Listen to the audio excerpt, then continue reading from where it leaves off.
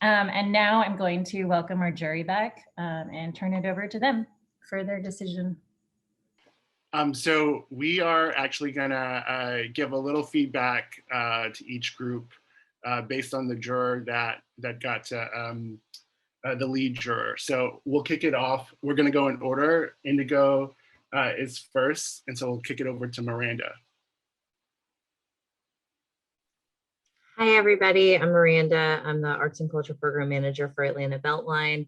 I missed your presentations this morning due to technical difficulties, but I read through everything and the other jurors caught me up and they very mercifully allowed me to speak to Indigo's presentation. What we really loved as jury members is how incredibly creative that book element was that was part of the submission, and how approachable and accessible the language in that document was. And we thought that that was really creative and a really great way to engage stakeholders at different demographic levels. Cool. Next, we have Team Azure.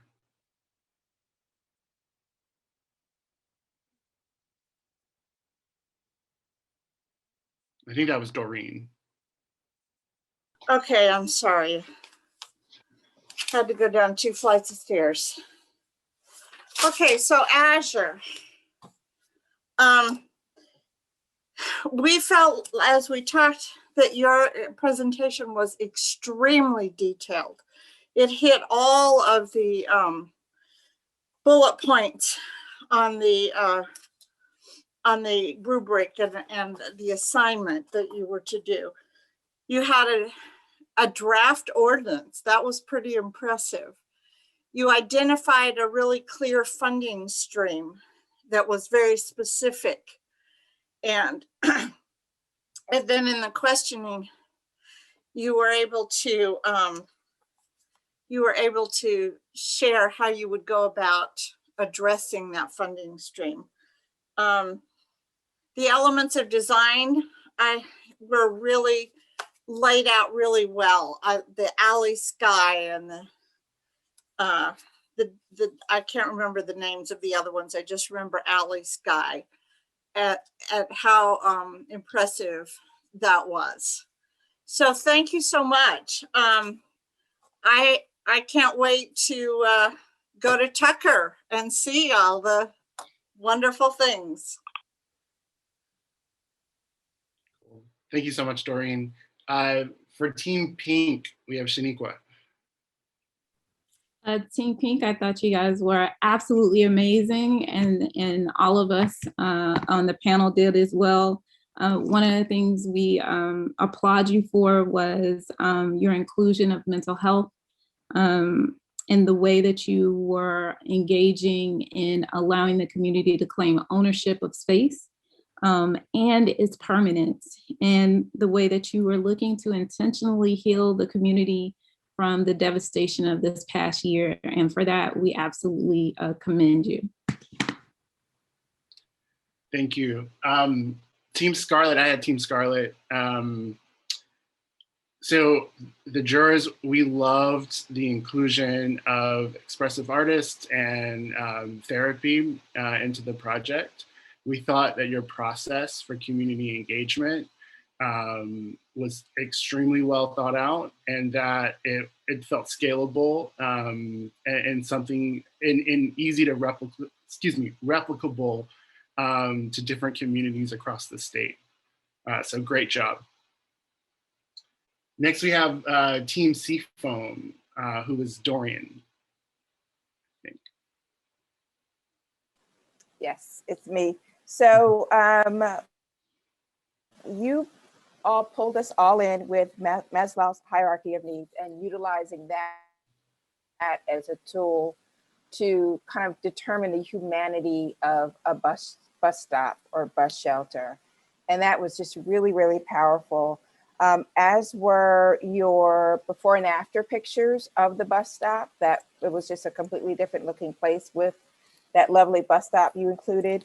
And then finishing up with a poem that people would have access to. They would not have access to that beautiful voice who read us the poem, but they could at least read the poem I just think that all around, it was well thought out.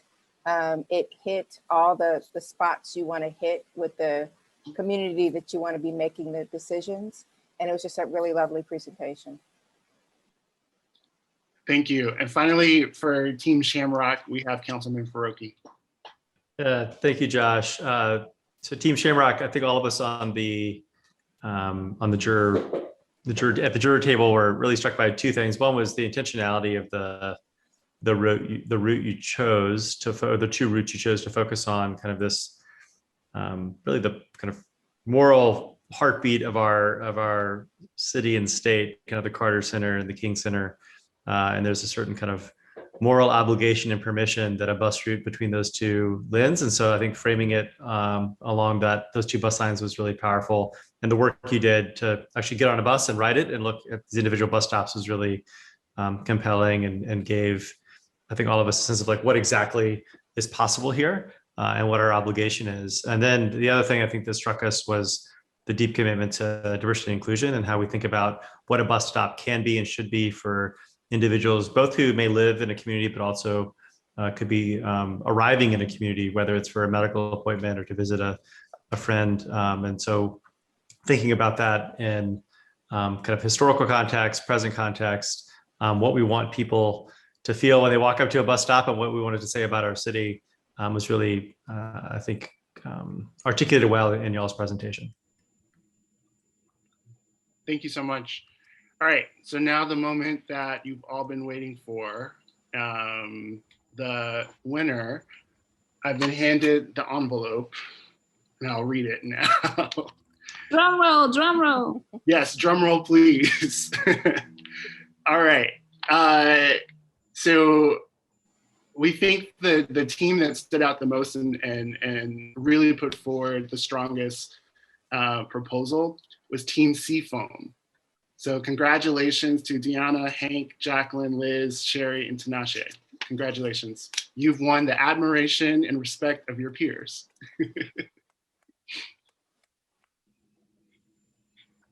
Well, all right, I'll hand it back over to Marion, to Josh. Thanks.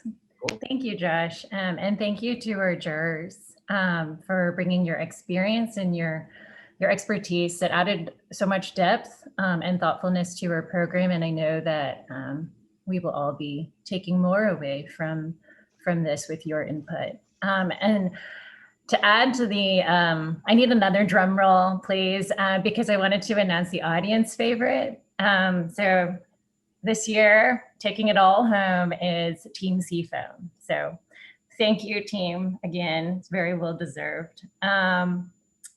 And now, in conclusion, I wanted to introduce Sam Shenbaga, who is the Managing Director of our Community Development Group.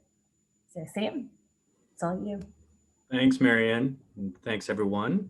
So I'll just, I guess, verbalizing what I told Marianne earlier, which I do believe this was an exceptional end to the 2021 program. And I have to start by thanking my amazing team that has made this entire program happen. You know, if you have ever tried to make a fundamental change to something that has been around for a while and is generally doing well, you will understand that we were pretty nervous. We had our doubts, we had our fears. We didn't want to disappoint anyone or give them a subpar experience. But at the end, we thought we just didn't have a choice but to do it this way, you know, which I believe now has been vindicated as the right way. Josh Phillipson, who has led and facilitated this program to ensure that you all have the best experience, despite, you know, the constraints of this being virtual this year. Marion, who is the lead force behind this new approach, where we're trying to link the arts and community building together in a more integrated fashion. Tatiana, who you heard from earlier, who's touched all the aspects of this work and bringing her artist perspective to enlighten us more. And then Rachel Will, who you may recall from one of the earlier sessions, led us through some interesting exercises as well. And of course, our amazing communication staff which is Kate Sweeney specifically, thanks to whom many of you might be joining us today for this arts forum. Lastly, also our brave sponsors, if I can call them that. That's one person on my team, Jared Lombard, for the LCI project, which we heard about, and of course the City of Tucker, who have been very, very generous with their time and been patient with us as we're trying to learn about and create a curriculum that's beneficial for you all. So thank you all for making this such a success. Our jury members, again, one more round of thank you for taking the time to be with us and the really thoughtful feedback, because it really helped make it the perfect conclusion to the program. Last but not least, the class of 2021. I'm sure in future years, you will have the unique distinction and bragging rights, if I may say so, of saying, oh, you know what, that started with the class of 2021. And believe me, there are a lot of things that are starting with the class of 2021. So thank you for your active and positive participation in the class. I was very, very inspired by each of your presentations and feel extremely hopeful for the direction that we're taking and the future of the relationship of arts and planning in our region. We hope you benefited from this program and will continue to champion this work and these ideas ultimately of the inseparable relationship between arts and community building. All right, with that, I will conclude with a few thoughts. And essentially what I'm about to say is mostly re-emphasizing what you heard from Jacqueline, Mayor Deutsch, and Victoria. And our mission at the ARC is to continue to push for more intentional and integrated approach to arts and culture in community building. If I had to guess, many of us, won't overly generalized, but if you looked at the title that we had on LinkedIn and the advertising we had, many of us who came to this forum were expecting to see some maybe murals or fancy looking bus stops or a memorial that looks fancy, or like just something visual that would either sort of wow you or make you critique it in some way. And we didn't expect a book on Tucker. I'm sure you didn't expect to talk about the bus they rode to experience what a writer sees and feels. And we didn't really expect the central point of an arts project to be around dignity, or that being the starting point, right? And not to say that there's anything wrong with the visual, but that's what I believe we have come to expect of the arts in community development, right? It's visual, it's a product. And sure, it is at the end of the day, but from our perspective and the way we are pushing for this is, it's our goal is to help you as regional influencers to reimagine and revisit the process, right? By which artists, the community leaders, the planning professionals are engaging in community building. And so without overly generalizing, being a planner myself, planners and community leaders will often think about community building or community planning processes in a very linear way. You get from point A to B, and here are the steps, here's where the engagement happens, and you get to the end product. Arts and artists are anything but linear, right? And so, but they both have this common mission, which is to create a strong, equitable, and resilient community. So through this program, what we really wanted to get to at the end was that this work is not easy. It's not quick. It's not linear. It's complicated. It's frustrating.